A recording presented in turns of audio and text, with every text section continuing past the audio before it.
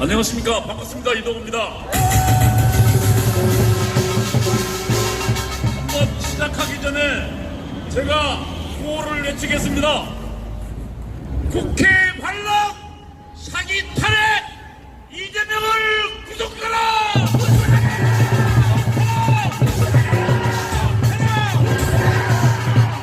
반락 기법, 사기 탄핵 기획, 박선호를 구속하라!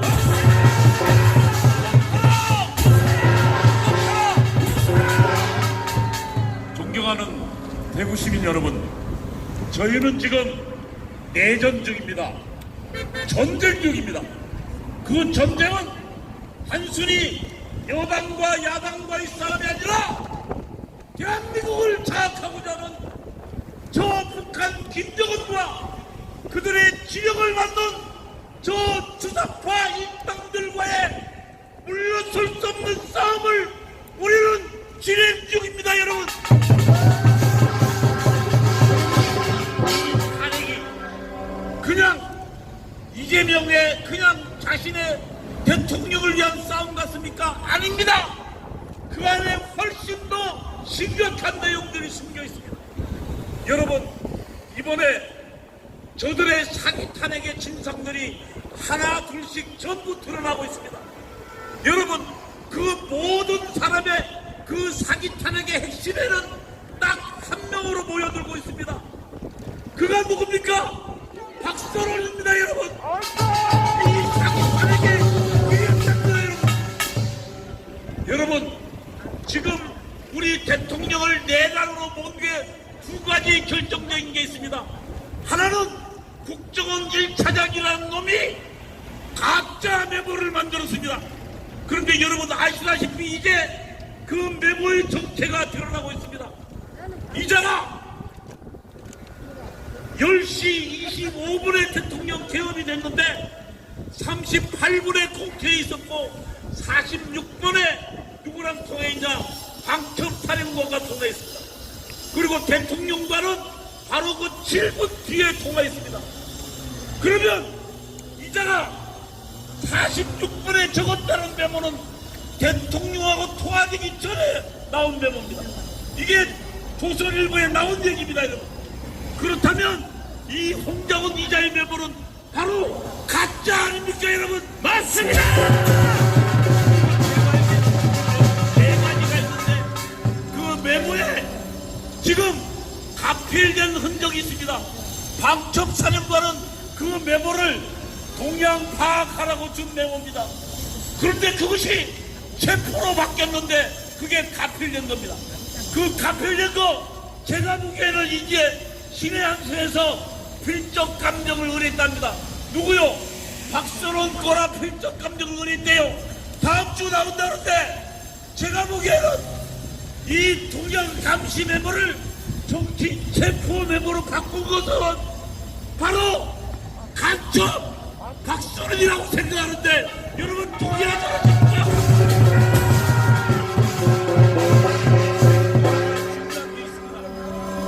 특전사령관이라는 박정부이라는 자는 저런 군인인지도 모르겠지만 이자가 모든 문을 부숴서라도 국회에 들어가서 그리고 국회의원들 끄집어 내놨다고 이야기했습니다. 대통령 지시라고. 그런데 실제로 병력을 가지고 들어간 김현태 707 특임단장은 그런 지시는 없었다고 이야기했습니다. 그리고 맨 처음에 여러분 이자가 박선원하고 미리 만나서 김현태는 이렇게 증언했습니다.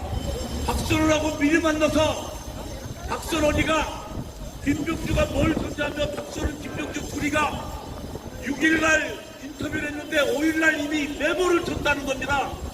그리고 어떻게 답할지 그거를 김현태하고 상의했다는 거예요. 여러분 저 사진 한번 띄워보세요. 박선원하고 만나는 그거 말고요. 그 앞에 그 앞에 이 사진요. 여러분 이게 12월 6일입니다. 그런데 김현태 단장의 증언에 따르면 12월 5일날 이미 저 질문지가 나왔다는 거예요. 그러면 그리고 박정부는 뭐라고 이야기했습니까? 이 인터뷰 때 인원을 끌어내라 그랬어요. 헌법재판소에서 그런데 옆에 박선희가 뭐라고 합니까? 작은 소리로 국회의원을 하니까 그 옆에 김병주라는 놈이 국회의원을 끌어내라는 것이지요라고 묻어요. 그러자 곽정근이 네 국회의원 맞습니다 이렇게 갑니다. 여러분 여기서 아니 당일날 국회에 국회의원 190명이 들어가 있었고 보좌관이 국회의원 한 명당 10명입니다. 그러면 못 잡아도 1000명 이상이 들어가 있어요. 여러분 특전사 15명이 1000명 어떻게 끄집어냅니까? 제가 보기에는 김영원 국방장관 말이 훨씬 더 타당하고 일리가 있습니다. 야 거기에 15명 밖으로 끌어내라. 처음에 곽정근도 그렇게 이야기했습니다. 요원을 끌어내라고. 그런데 그것이 뭐로 바뀌었습니까? 바로 국회의원 끄집어내라는 거로 바뀌어서. 그러니까 이 두 명의 중요한 증언에 누가요? 박선호이가 있습니다. 여러분 박선호이가 누굽니까? 2006년도에 1심에 간첩단 사건이 터졌습니다. 예, 이 사진 한번 띄워오시죠. 이게 2006년도에 1심에 간첩단 사건입니다. 그 사건 때 국가정보원이 지금은 간첩수사권도 다 없어졌지만 당시에는 간첩수사권이 있었어요. 국가정보원이 간첩사건을 수사하다 보니까 약 80만 건 대형 트럭으로 하면 큰 트럭 2대 분량의 문건이 북한으로 넘어갔다는 사실을 발견했습니다.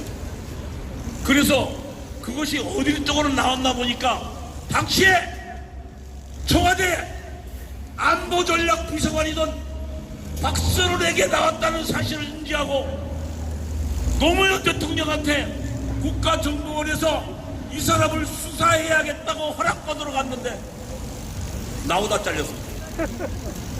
그 사람이 박선원입니다. 그런 노무현 비호안의 1심의 간첩단 사건에 연루되지 않았고 그리고 문재인 정부의 업에 아예 국가정보원에 들어가서 국가정보를 완전히 장악했습니다. 기획조절실장 그 다음에 국정원 1차장을 했습니다. 여러분 그게 박선호입니다. 여러분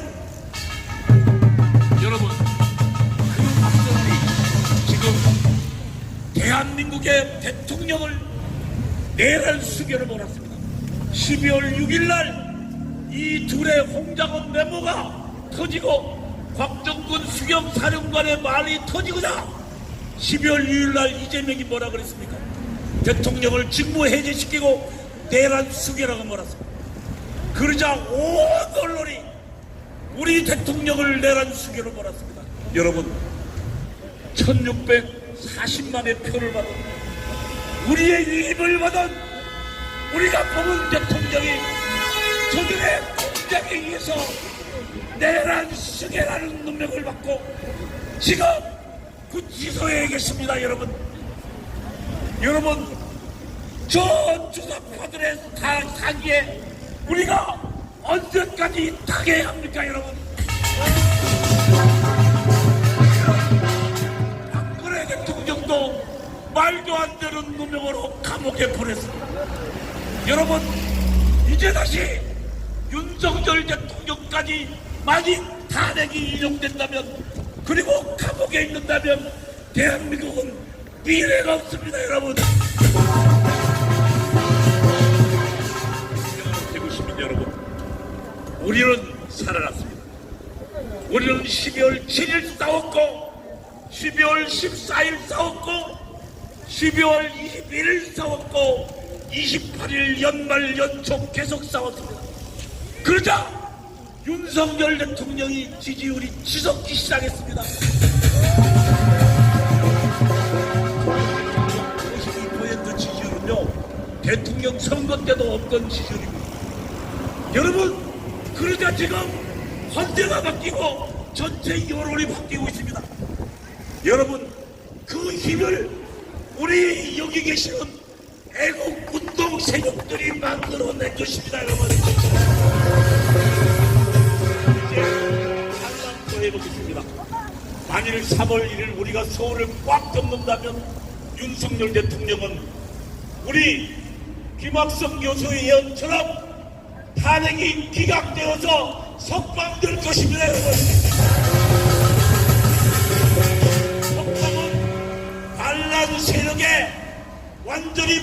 총선을 향한 시작이기도 합니다. 여러분 한번 생각해 보십시오. 광화문 애국 세력과 윤석열 대통령이 힘을 합치면 우선 대통령을 불법으로 감옥 보낸 이 사람들을 전부 잡아들일 것입니다. 그리고 공수처장, 국가수사본부장, 그 다음에 저기 검찰 비서경 특별수사본부 이거 전부 감옥에 넣어야 되지 않겠습니까? 그리고 또 하나 훨씬 더 중요한 게 있습니다. 여러분 4월 12일이면 운영배하고 이미선이 나옵니다. 그러면 대통령이 헌재판을 2명을 더 임명할 수 있습니다. 그러면 더불어민주당을 통합진보당처럼 위원정당 심판을 내서 아예 해산시켜버리는 것입니다, 여러분. 꼴보기 싫은 이재명부터 박서른까지 전부 170명 국회의원의 목을 떼어준 것입니다, 여러분.